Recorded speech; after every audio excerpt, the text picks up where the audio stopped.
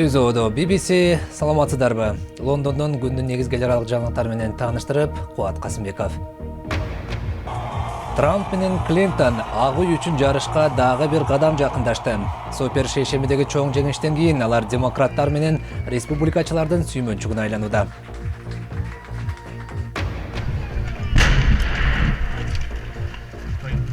BBC Сириядагы орус күчтөрүнүн ишин көрүп келди. Тынчтык келишимине карабастан, аймактын баары эле тынч эмес. Жерге кайтып келүү. Эки космонавт космосто дээрлик 1 жыл өткөргөндөн кийин кайрадан жердин абасынан дем алышты. Америкадагы супер шейшембиде Дональд Трамп жана Хиллари Клинтон жеңүүчү аталышты. Бул күн президенттикке талапкерлерди тандоодогу өтө маанилүү учур. 11 штаттын шайлоочулары демократиялык жана республикалык партиянын атынан президенттик жарышка ким катышарына добуш беришти. Демократ Хиллари Клинтон жана республикачыл Дональд Трамп өз партияларынын президенттикке бирдиктүү талапкерине айлануу күрөшүндөгү супер шейшембиде күчтөнүп алышты. Эки талапкердин аттандаштары кыйла артта калды. Миллиардер Трамп 11 штаттын 7-өсүндө жеңишке жетти. Республикачыл партиясынын мүчөлөрүнүн көбү Трампка каршы чыгып жаткандыктан, ал тактикасын өзгөртүп, риторикасын азайтууда. Ишенүү кыйын болсо керек, бирок ишенип койгула. Мен бириктирүүчүмүн. Мунун баары бүткөндөн кийин мен бир эле кишиге каршы чыгам. Ал Хиллари Клинтон. Стратегиялык Техас штатында Тед Круиз жеңип чыкты. Ал Трампка каршы туруштук бере аларын билдирип, партиянын колдоосуна өтүндү. Демократтардын таймашында болсо Хиллари Клинтондун күтүүсүздөн күчтүү аттандашы Берни Сандерс 4 штатта утканы менен Клинтон түштүктөгү штаттардын колдоосун алып, ири жеңишке жетти. Бүгүнкү күнү Америкага сүйүү жана кайрымдуулук керек. Себеби бул багыт ар дайым натыйжалуу болот. Дубал куруп, экиге бөлүнгөндүн ордуна биз биригели, бири-бирибизге мүмкүнчүлүктөрдү түзөлү. Сандерс аттандаштыгын улантаарын белгиледи. Аны негизинен жаштар колдойт. Бирок ага карабастан, демократтардан бирдиктүү талапкерге Хиллари Клинтон айланат окшойт. Эми ал күчүн республикачылдар көздөй жумшай турганын маалымдады. Арийне, азырынча эки партиянын бирдиктүү талапкери ким болорун айтуу кыйын. Сириянын көпчүлүк аймактарында болсо, ого атышпа боюнча убактылуу келишим азырынча иштеп жатат. Бирок Ислам мамлекети тобу жана Аль-Нусра фронту бул келишимге кирген эмес. BBC кабарчысы Стив Розенберг Сириянын Латакия шаарындагы орус күчтөрүнө кошулуп, Кинсиба жана Кунамия айылдарын көрүп келди. BBC орус армиясынын коштоосу менен Сириянын батыш тарабына барды. Орусия ок чыгарбоо келишимин пайдаланып, тараптарды жарашууга үндөп жатканын айтат. Бирок азырынча андан майнап чыга элек. Адегенде Кунамия айылына келдик. 5 жылга созулган жарандык согуштун айынан кыштактын тургундары көчүп кеткен. Эми айрымдары артка кайтып келгени айтылууда. Арикси Сарко кайтып келгендердин бири. Сирияда тынчтык орнойт деп үмүттөнөбүз. Кудайдан жалынып жатабыз. Андан соң Туркия менен чектеш Кинсиба айылына келдик. Москва бүгүн эле Түркия чектеш аймактагы сириялык козголоңчуларга курал жөнөттү деп маалымдап, бул кадамды провокация деп атады. Андан соң орус армиясынын дыкат коштоосу менен жүргөнүбүздө бомба жарылды.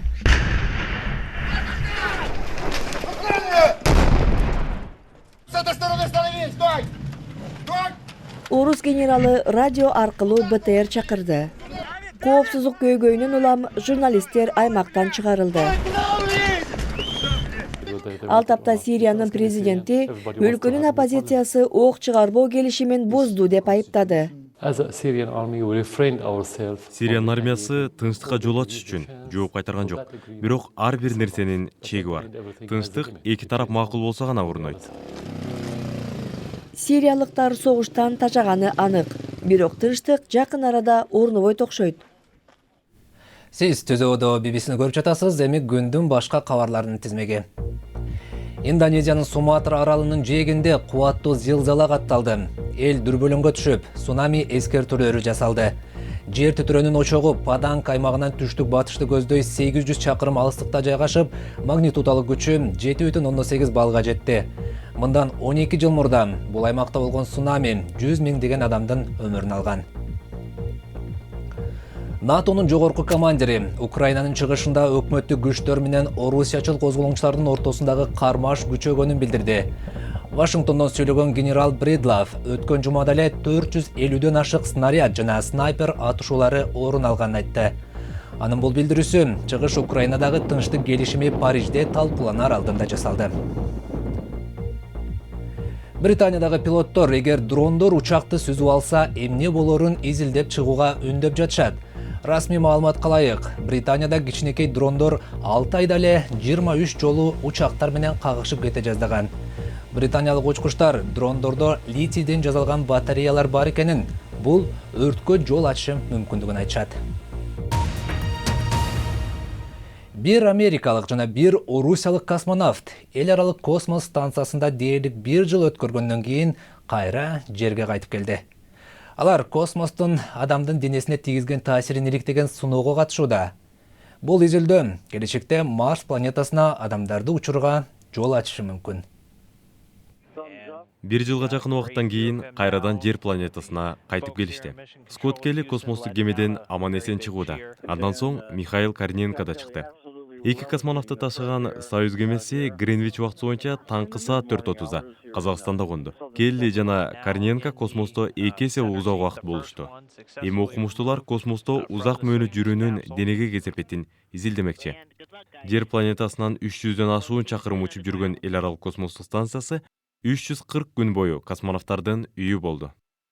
Жер планетасына сапарга чыгаардын астында кесиптештер бири-бирин узатышып, Союз кемесин башкарган командир ыраазычылыгын билдирди. Кеменин эшигин жабаардан мурун кесиптештериме рахмат айткым келет. Бардык кесиптештериме жардам үчүн ыраазычылык билдиргим келет. Андан соң космонавттар өз ордуна отурушуп, сүрөткө түшүп, Скотт Келли Твиттерге ою менен бөлүшкөнгө да жетишти. Ал 1 жыл космостогу күндөрүмө көңүл бурганыңыздар үчүн чоң рахмат. Сапар соңуна чыгалык. Жер планетасындагы ачылыштарды чогуу жазайлы. Кайрадан көрүшкөнчө, деп жазган. Космосто гравитация жок болгондуктан анын психологиялык жана физикалык кесепети олуттуу экени бышык. Эми Келли жана Корниенко медициналык текшерүүдөн өтүшөт. Бул изилдөөнүн жардамы менен окумуштуулар келечекте адам баласын Марс сыяктуу планеталарга жеткириши мүмкүн. Жерге аман эсен конуп, кубанып турушса керек. Эми спорт. Европанын футбол биримдиги УЕФА Түркиянын Галатасарай клубун 1 жылга Европадагы мелдештерден четтетти. Түркиянын NTV каналы билдиргендей, буга клубтун кирешиден көп акча сарптоо боюнча европалык эрежени бузганы себеп болду. УЕФА январ айында Галатасарай чыгашларын теске албай жатканын билдирген. Кезинде Дидьер Дрогба бул клубта ойногон эле. Риодогу быйылкы Олимп оюндарында эркек мушкелер башты коргоочу шлем кийишпей турган болду. Мындай чечимди эл аралык Олимп комитети жактырды.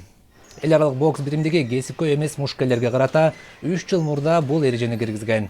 Аял мушкелер шлем кийүүнү уланта берет. Боксерлор 84-жылы Лос-Анджелесте өткөн оюндардан бери шлем кийип келатышкан. Жаңылыктардын соңунда айдоочусуз уналардын жаңы үлгүлөрүн көрсөтөлү. Женевадагы автошоуда бир нече айдоочусуз уна эл назарына сунулду. Азырынча булар көргөзмөгө гана коюлганы менен колдонууга чыга турган мезгил дагы алыс эмес. Ниссандын бул айдоочусуз унаасынын рулу тез арада жыйналып, адамдын көңүлүн ачуучу жабдыкка айланалат. Аны сатып алууга алы келгендер үчүн айта кетели, уна кийинки жылы сатыкка чыгат экен. Келечектин уналары десек болчудай, биздин теле жаңылыктарыбыздын буга чейинки бардык чыгарылыштарын YouTube барагыбыздан таба аласыз. Ал үчүн YouTube'дан бизди BBC Кыргыз деп издеңиз. Күндүн негизги эл аралык жаңылыктары мына ушулар болду. Алар менен тааныштырган Кубат Касымбеков. Аман туруңуздар.